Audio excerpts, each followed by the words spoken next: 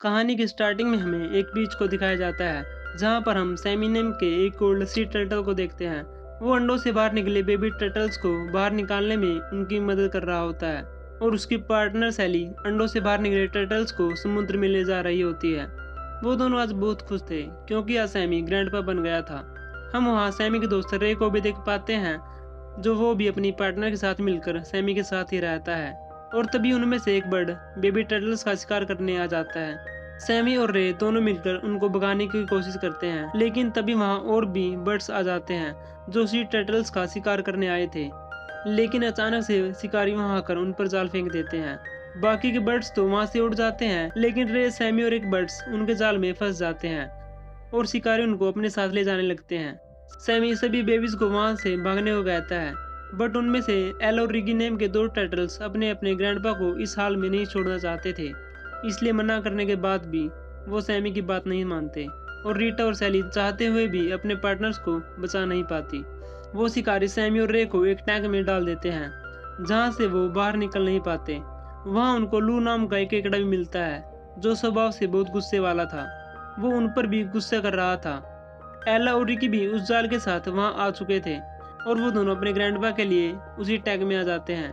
लेकिन सैमी उनको वहाँ देखकर बहुत नाराज होता है और उनको बाहर भेजने की कोशिश करता है, बट वो दोनों उसके ग्रैंडपा को छोड़कर नहीं जाना चाहते थे और बहुत कोशिश करने के बाद भी सैमी उनको बाहर नहीं निकाल पाता। तभी उनको वहाँ वही बर्ड नजर आता है जो एक पिंजरे में बंद होता है। ना चाहते हुए भी उनको उस बर्ड से मदद मांगनी पड़ती है। सैमी उसके साथ एक सौदा करता है कि वो उसको पिंजरे से बाहर निकाल देगा, लेकिन उसको दो बेबी टर्टल्स को बिना उनका शिकार किए उनको समुद्र में पहुंचाना होगा। उसके बाद सैमी उसको बाहर निकाल देता है, लेकिन जैसे ही वो आज़ाद होता है वो उड़कर वहां से चला जाता है, जिससे सैमी और रे को लगता है कि उस बर्ड ने हमें धोखा दे दिया।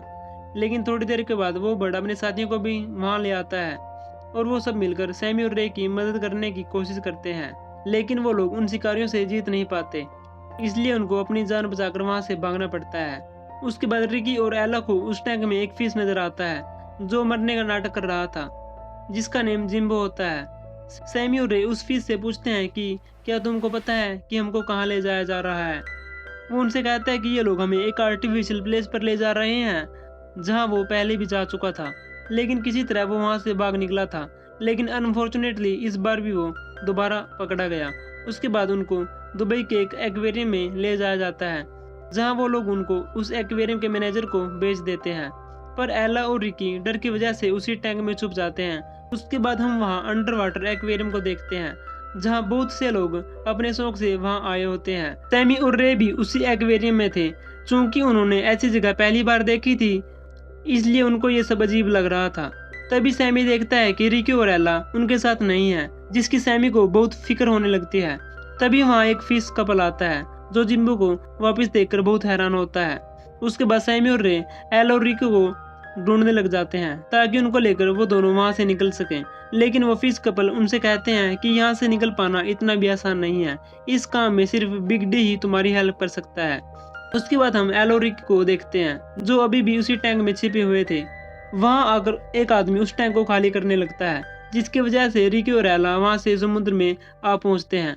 वहीं पर बिग डी को सैमी और रे के बारे में पता लग चुका था, इसलिए बिग डी उनको एक बहुत ही खूबसूरत जगह ले जाता है जहां पर वो केकड़ा भी होता है जिसको हमने शुरू में देखा था। उसके बाद बिग डी उनको अपने साथ एक सुरंग में लेकर जाता है जहां पर काम चल रहा होता है, जो कि ये लोग वहां से निकलना चाहते थे। और वहाँ रिकी और एला की दोस्ती एक छोटे ऑक्टोपस से होती है और जो लोग आर्टिफिशियल एनवायरनमेंट में आए थे वो लोग मछलियाँ खा रहे थे, जिस पर एक केकड़ा उनको देख लेता है। उन्हें पता चलता है कि हम लोग सब मरने वाले हैं।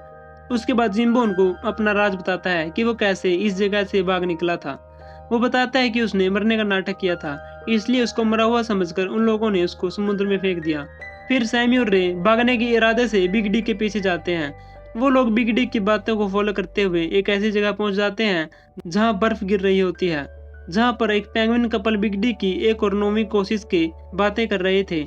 लेकिन बदकिस्मती से वहां से बर्फ टूट जाती है और वो सब लोग पानी में गिर जाते हैं और अनफॉर्चुनेटली रे एक बर्फ के टुकड़े के नीचे फंस जाता है। लेकिन वहीं पेंगुइन कपल आकर उनको बाहर निकाल देते हैं और सैमी और रे हार कर वापिस आ जाते हैं। बिग डी उनको यकीन दिलाने के लिए 2 छोटी मछलियों को एक डॉल्फिन के मुंह के अंदर भेजता है, लेकिन वो डॉल्फिन के सहारे बाहर तो निकल जाते हैं बट उनको बड़ी मछलियां आकर खा लेती हैं। यानी बाहर निकलना इतना भी आसान नहीं था। उसके बाद जिम्बो आकर रे और सैमी को एल और रिकी के बारे में बताता है और उसके बाद वो दोनों उनसे मिलते हैं, लेकिन वो दोनों एक्वेरियम के बाहर थे, इसलिए वही 2 मछलियां रिकी और एला को भी खाने की कोशिश करती हैं, लेकिन वो कामयाब नहीं हो पाती। वो मछलियां लगातार एला और रिकी का पीछा कर रही थी, जहाँ पर वो दोनों एक जगह पहुंच जाते हैं जहाँ काफी सारे केकड़े होते थे। वो मछलियां भी वहां आ गई थी। रिकी और एला कचरे के अंदर से भागते हुए दूसरे चैम्बर में पहुंच जाते हैं और केकड़े उन दोनों मछलियों को खा जाते हैं और वो दोनों वापस उनके ग्रैंडफादर्स के पास पहुंचते हैं। उनके ग्रैंडफादर्स उनको वहां से बाहर निकालने का प्लान समझाते हैं, लेकिन वो कुछ और समझ जाते हैं, जहां पर एला रिकी से दूर हो जाती है और एक ब्लेड में जाकर फंस जाती है, जहां पर उसको उनकी बातें समझ में आती हैं कि वो क्या कहना चाहते थे। फिर उसके बाद बिग डी कहता है कि यहाँ मेरी मर्जी चलेगी, जिस पर वो सैमी पर अटैक भी करवाता है, लेकिन उसका दोस्त रे आकर सैमी की हेल्प करता है और वहाँ के सब लोग भी उस पर भड़क जाते हैं। उसके बाद वो लोग अपना प्लान शुरू करते हैं। वो ऑक्टोपस किंग को अपने शरीर पर लगा लेते हैं और सभी मछलियां मरने का नाटक करती हैं, जो कि ये सब वहाँ के लोग भी देख रहे होते हैं। उसके बाद जिम्बो इंसानों के बीच जाता है, लेकिन मैनेजर उसको देखकर डस्टबिन में डाल देता है, जिस पर सभी लोग भड़क जाते हैं और सब मछलियों को आज़ाद करने को कहते हैं। और दरवाज़ा खुलने के बाद सभी मछलियां आज़ाद हो जाती हैं और फिर सब उन ऑक्टोपस से आखिरी अलविदा लेते हैं और वो सब अपने आइलैंड पर पहुंच जाते हैं, जहां पर फिर से एक पक्षी उनको खाने की ट्राई करता है, लेकिन उनमें से एक पक्षी जो इस जर्नी का पार्ट था वो उससे कहता है कि ये कछुए हमारे दोस्त हैं। और यहीं पर ये मूवी खत्म हो जाती है।